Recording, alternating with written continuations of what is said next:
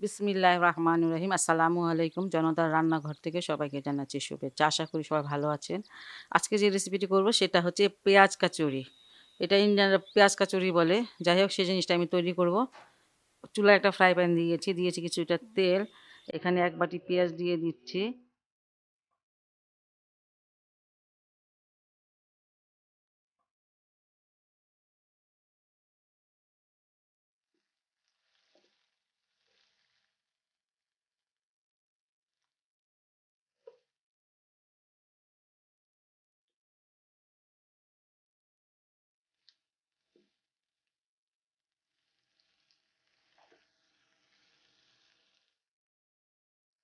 এখানে ১/৪ চামচ লবণ দিয়ে দিলাম।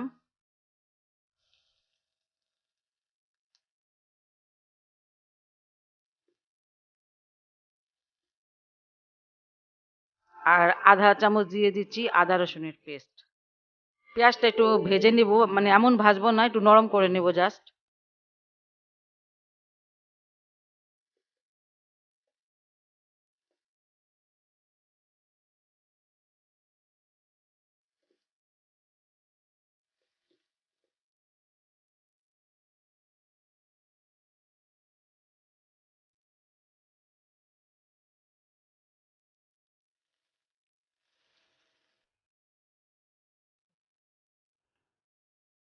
পেঁয়াজটা নরম হয়ে গেছে, এখন মশলাগুলো দিয়ে দিব। এখানে দিচ্ছি ১/৪ চামচ হলুদের গুঁড়া, ১/৪ চামচ ধনিয়ার গুঁড়া, ১/২ চামচ হচ্ছে মরিচের গুঁড়া। এখানে গরম মশলার গুঁড়া ১/৪ চামচ দিলাম। আর ভাজা জিরার গুঁড়া এখানে আছে, সেটাও ১/৪ চামচ। সবগুলো ১/৪ চামচ, শুধু মানে মরিচের গুঁড়াটা ১/২ চামচ। আর এগুলো খুব সুন্দর করে আমি ভেজে নিব পেঁয়াজের সাথে।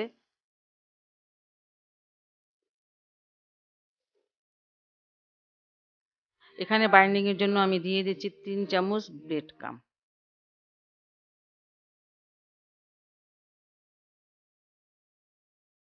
সবকিছু খুব ভালো করে ভেজে নেব একসাথে।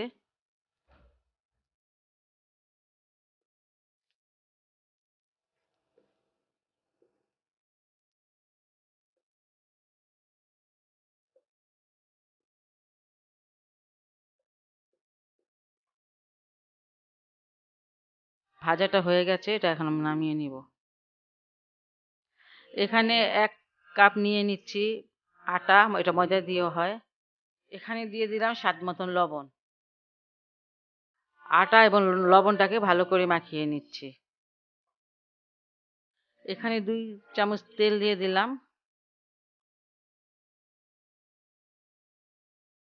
এবার তেল, আটা এবং লবণটাকে খুব ভালো করে মাখিয়ে নিব।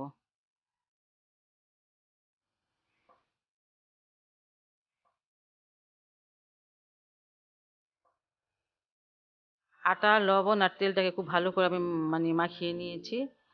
আর এখন আমি অল্প অল্প করে পানি দিব। শক্ত একটা ডো তৈরি করতে হবে।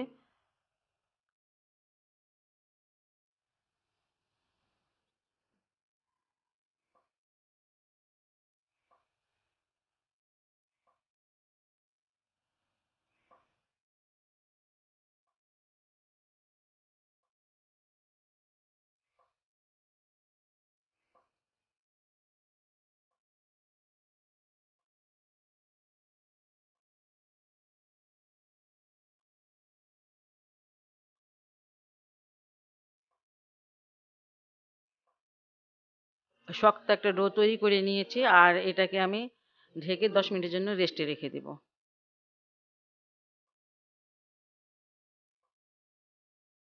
১০ মিনিট পর আমি আসলাম। ডোটাকে একটু ভালো করে আবার মথে নিচ্ছি।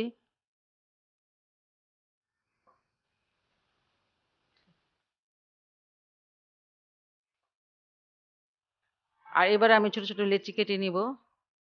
আর এটা হাতের সাহায্যে বানানো যায়, বেলন পিঁড়ি লাগে না। যদি আপনারা বেলন পিঁড়ি করতে চান তা করতে পারেন। এই দেখেন আমি কিভাবে করতেছি, এইভাবেই করতে হবে।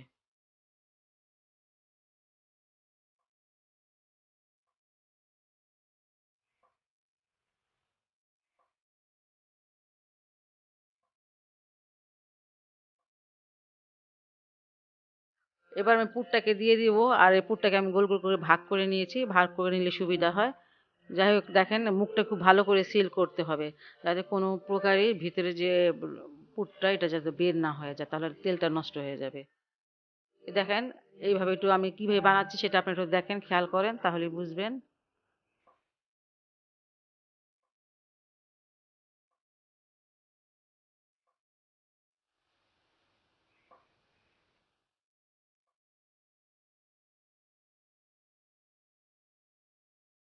তো এইভাবে করেই আমি সবগুলো বানিয়ে নিব। কচুরিগুলো আমি ভাজতে চলে আসলাম। চুলায় একটা প্যান দিয়েছি খানিকটা তেল। তেলটা গরম হয়ে গেছে। এখন আমি এগুলো ভেজে নিব।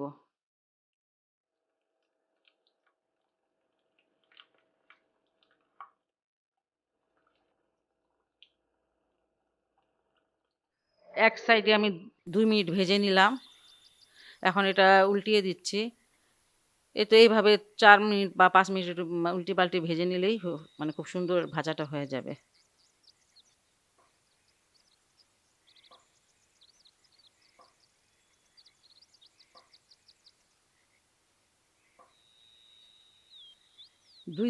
4 থেকে 5 মিনিট আমি উল্টে পাল্টে ভেজে নিলাম। দেখেন কালারটা এরকম কালার হলে নামিয়ে নেবেন।